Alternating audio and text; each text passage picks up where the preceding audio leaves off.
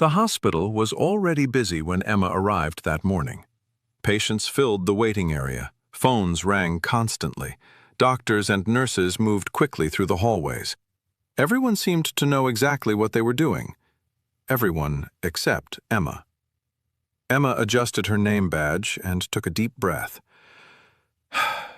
She had been working at the hospital for several weeks. She knew the schedules. She knew the departments. She knew the basic procedures. Yet today felt different. Today made her nervous. Why am I so worried? The answer wasn't difficult to find. She wasn't worried about the hospital. She wasn't worried about paperwork. She wasn't worried about the computer system. She was worried about conversations. Every patient was different. Some were confused. Some were frustrated. Some were scared. And Emma never knew exactly what they were going to say. What if I don't know the answer? A second thought followed. What if I say the wrong thing? Before she could think about it any longer, she heard a familiar voice. Good morning, Emma. Good morning, doctor. I need your help. Emma immediately became alert. Of course. I'll be away from reception for the next hour. You'll be handling the front desk by yourself. Emma smiled politely. Inside, however, her stomach tightened. An entire hour. Dozens of questions, dozens of conversations. Dr. Miller seemed to notice her hesitation. Nervous? A little. Dr. Miller smiled. Let me ask you something. Do you think patients expect you to be perfect? Maybe. They don't. Emma looked surprised. Most people aren't looking for a perfect receptionist. They're looking for a helpful one. You don't need to know every answer. You don't need perfect English. Just listen carefully, speak clearly, and do your best to help. The advice sounded simple, maybe too simple. Emma wasn't completely convinced. But over the next hour, she would meet a lost patient, a frustrated visitor, a confused woman, and a worried mother. And each conversation would teach her the same lesson. Good communication isn't about saying the perfect thing. It's about helping people feel understood.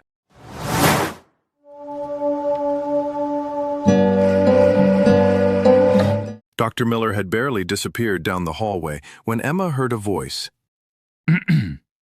Excuse me. Emma looked up. A middle-aged man stood in front of the reception desk holding an appointment card. He looked confused. I think I'm lost. Emma felt a small wave of relief. A lost patient seemed much easier than the conversations she had imagined. Good morning. How can I help you? I'm trying to find the cardiology department. I've been walking around for 10 minutes. Emma smiled. No problem. Could you please show me your appointment card? The patient handed it to her. Emma examined the card carefully. At first, she was tempted to give directions immediately. Then she stopped herself. What if she was wrong? Let me check that for you. She quickly checked the appointment information on her computer. A few seconds later, she found the answer. Thank you for waiting. Your appointment is actually in radiology, not cardiology. Really?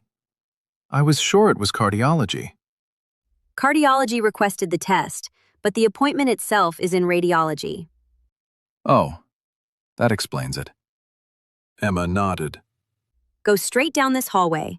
Turn left at the information desk. Take the elevator to the second floor. Radiology will be on your right. Straight ahead, left, second floor, right side. Exactly. Perfect. Thank you. The patient started to leave, then suddenly turned back. One more question. Emma felt nervous again. What if she didn't know the answer? Do I need to fill out any forms when I get there? Emma checked the appointment notes.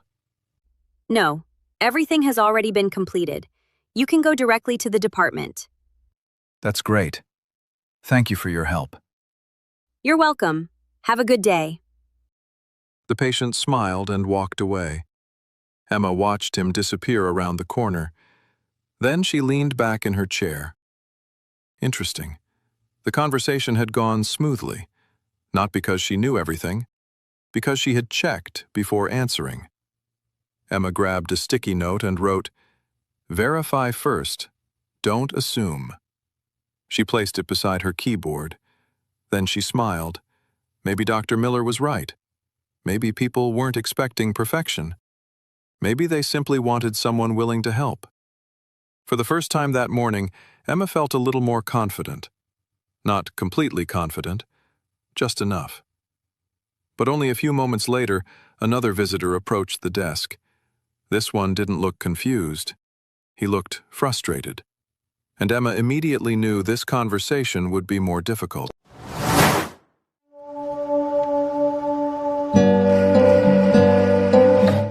A few minutes later, the waiting area became busier. More patients arrived. More names were called. Emma was updating the schedule when a man approached the reception desk. Excuse me. The tone of his voice immediately caught her attention. This wasn't someone asking for directions. This was someone who was unhappy. I've been waiting for 20 minutes. The visitor folded his arms. Emma felt her confidence shrink slightly. The nervousness she had felt earlier suddenly returned. What if I say the wrong thing? Then she remembered Dr. Miller's advice. Listen carefully, speak clearly, help people. Good morning. How can I help you? I have an appointment. I arrived early, and I'm still sitting there waiting. Nobody has told me what's happening. Emma nodded. Instead of explaining, she listened. I took time off work for this. The least they could do is give me some information. I understand your frustration. The visitor paused. His expression softened slightly. Exactly. That's all I'm asking for. Emma opened the appointment system. After a few seconds, she found the reason. The doctor was running behind schedule. Thank you for waiting. I found the reason for the delay. What happened? The doctor is currently running behind schedule. That's why appointments are taking longer than expected. So now I have to wait even longer. Emma understood why he was upset. Waiting is frustrating. Waiting without information is worse. I completely understand. If I were waiting without an explanation, I'd probably feel frustrated too. The visitor relaxed slightly. Emma checked the schedule again. The system shows approximately 10 more minutes. Only 10? That's the current estimate. The visitor looked surprised. Honestly, I thought someone forgot about me. You're definitely still on today's schedule. For the first time since arriving, the visitor smiled. That's good to hear. Emma smiled back. The delay still existed. Nothing about the situation had changed, yet somehow the conversation felt completely different. I appreciate you checking. You're welcome, and thank you for your patience. I'll try to be patient for 10 more minutes. Both of them laughed. The tension disappeared almost instantly. The visitor returned to his seat. Emma thought about what had just happened. She hadn't solved the delay. The appointment was still late, but the visitor felt better. Why? Because he finally understood what was happening. Emma grabbed another sticky note. Under her first lesson, she wrote, "People become calmer when they feel heard." She looked at the note and smiled. That felt important, because communication wasn't always about giving answers. Sometimes it was about listening first. A few minutes later, another woman approached the reception desk holding a piece of paper. She didn't look frustrated. She looked confused. And Emma was about to learn another important lesson about communication.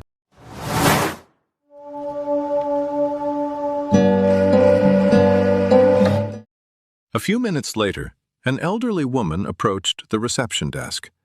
She was holding a piece of paper and studying it carefully.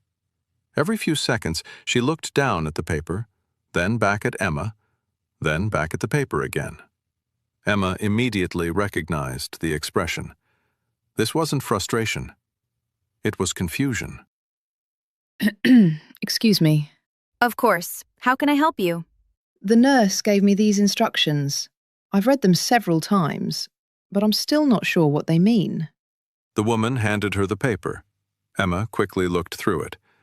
The instructions were correct, but they contained several medical terms and long sentences, words that many people wouldn't use in everyday conversations. I feel a little embarrassed. Emma looked up. Everyone else probably understands this. Not necessarily. The woman looked surprised. Sometimes information can be correct, but still be difficult to understand. That's exactly how I feel. Emma smiled. Instead of repeating the instructions word for word, she decided to explain them differently. Let me explain that another way. The woman immediately looked relieved. Thank you. I'd appreciate that. This first instruction says you shouldn't eat anything after midnight. In simple words, no food after midnight.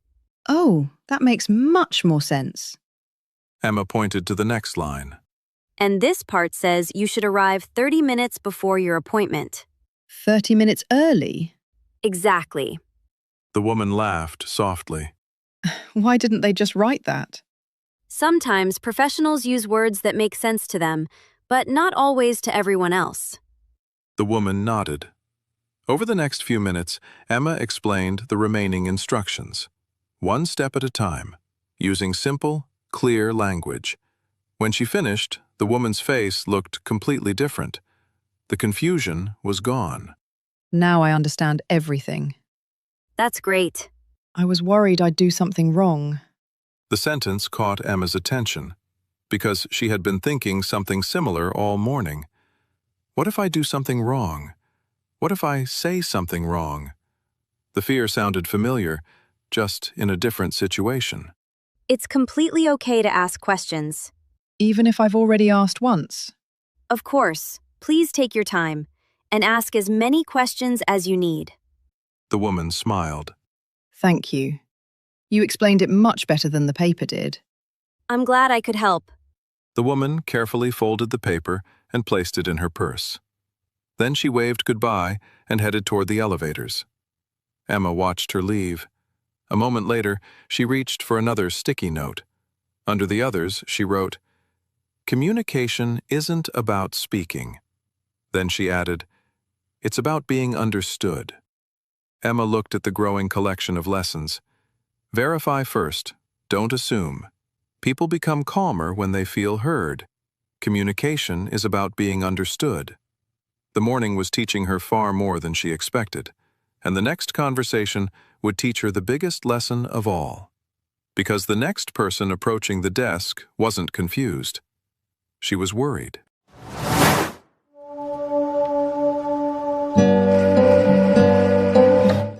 The reception doors opened quickly. A woman hurried inside holding a young boy's hand. Unlike the previous visitors, she didn't stop to look around. She walked straight toward the reception desk. Emma immediately noticed her expression. The woman looked worried. Excuse me. I need some help. Of course. How can I help you? My son has an appointment this morning, but I've never been here before. I don't know where we're supposed to go. The woman handed over a referral paper. Emma quickly checked the information. The appointment was scheduled. The paperwork was complete. Everything seemed fine. Emma smiled reassuringly. You're in the right place. The woman's shoulders relaxed slightly. Really? Yes, you've come to the correct department. The woman looked down at her son. I'm sorry. I'm just nervous. That's completely understandable. The little boy stood quietly beside her, holding his mother's hand. He's never been to a hospital before, and honestly, neither have I. Emma immediately understood. This conversation wasn't really about directions. It was about fear. Emma leaned forward slightly. We're going to help you. The woman looked at Emma and slowly nodded. Thank you. You've already done the important part. You brought him here. Now our team will take care of the rest. Some of the worry began to fade from the woman's face. I keep thinking about everything that could go wrong. That's normal. Waiting can be difficult, especially when it's someone you care about. The woman smiled faintly. Emma checked the appointment details again. Then she pointed toward a hallway. You'll be waiting in waiting area C. Okay. Thank you. The woman and her son started walking away. Emma returned to her computer, but a few seconds later, something caught her attention. She looked at the appointment screen again. Then her stomach dropped. Oh no. She had read the wrong line. The appointment wasn't in waiting area C. It was in waiting area B. For a brief moment, panic appeared. The exact thing she had feared all morning had happened. She had made a mistake. Then she remembered something. Mistakes happen. What mattered was what she did next. Emma immediately stood up. Excuse me. The mother turned around. Emma walked over quickly. I'm sorry. I need to correct something. I accidentally gave you the wrong waiting area. You'll actually be in waiting area B, not waiting area C. Emma waited for a negative reaction, but it never came. That's okay. Thank you for catching it. Emma blinked. I'd rather have the correct information. Absolutely. And I'm sorry for the confusion. Don't worry about it. The mother smiled. Then she and her son headed toward the correct waiting area. A few moments later, they disappeared down the hallway. Emma stood quietly beside the desk, thinking. The mistake had happened. The exact thing she had feared all morning. And yet, nothing terrible followed. Nobody got angry. Nobody complained. Nobody judged her. She had made a mistake, corrected it, and moved forward. Emma returned to her desk and picked up another sticky note. She wrote, "Mistakes are not the problem." Then added, "Refusing to correct them is." For the first time that morning, Emma felt something stronger than confidence. She felt trust. Trust that even if she made a mistake, she could handle it. A few minutes later, familiar footsteps approached the reception desk. Dr. Miller had returned, and Emma couldn't wait to tell him what she had learned.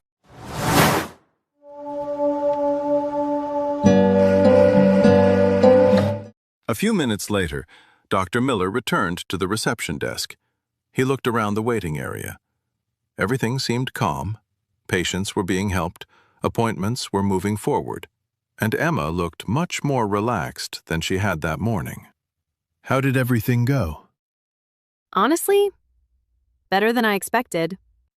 Dr. Miller smiled. That's good to hear. So, what did you learn? Emma glanced at the sticky notes beside her keyboard. There were 4 of them now.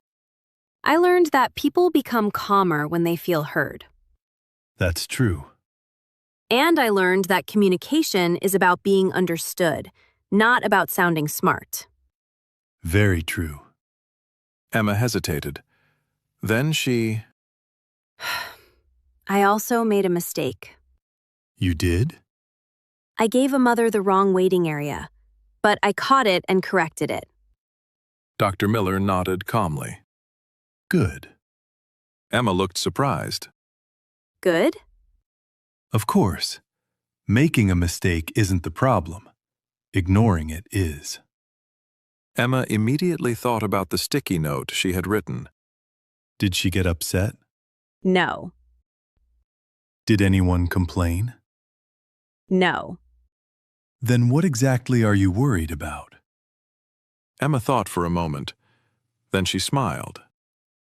I guess I was embarrassed. Dr. Miller nodded, as if he had expected that answer. Emma, every person in this hospital makes mistakes.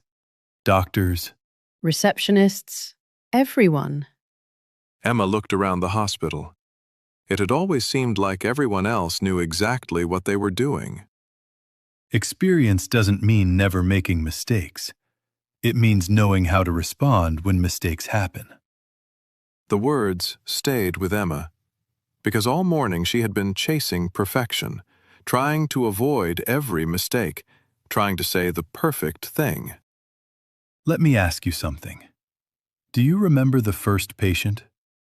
The lost patient? Yes.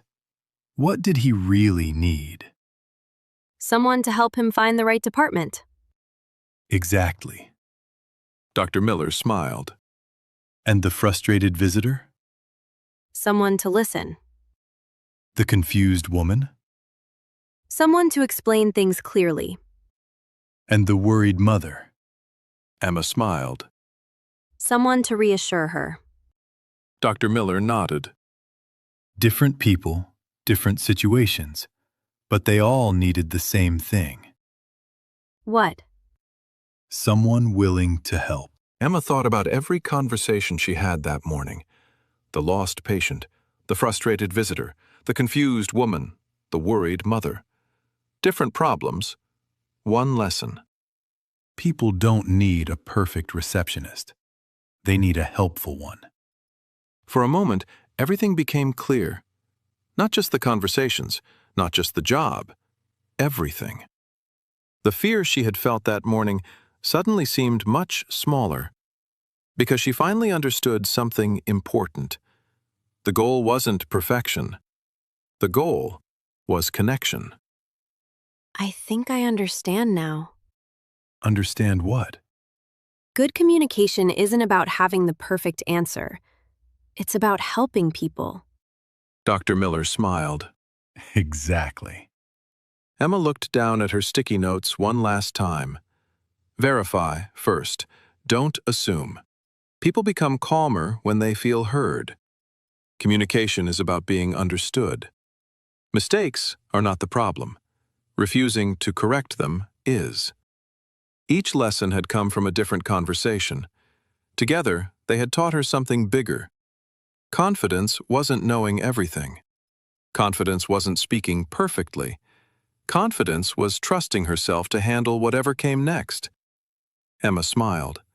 For the first time that day, she truly believed she could.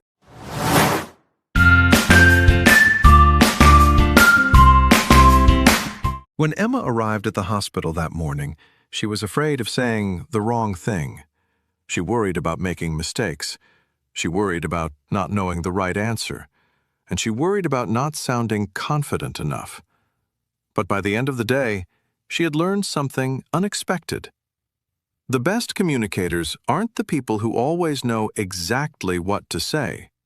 They're the people who listen carefully, the people who stay patient, and the people who genuinely want to help. The lost patient didn't need perfect English. The frustrated visitor didn't need perfect English. The confused woman didn't need perfect English. And the worried mother didn't need perfect English. They needed clarity. They needed kindness. They needed someone willing to understand them. Emma smiled as she prepared to leave for the day. Tomorrow would bring new conversations, new questions, and probably a few new mistakes. But she wasn't afraid of them anymore, because she had learned the lesson Dr. Miller was trying to teach her all along. Good communication isn't about perfect English. It's about helping people feel understood. And sometimes, a simple conversation can make all the difference.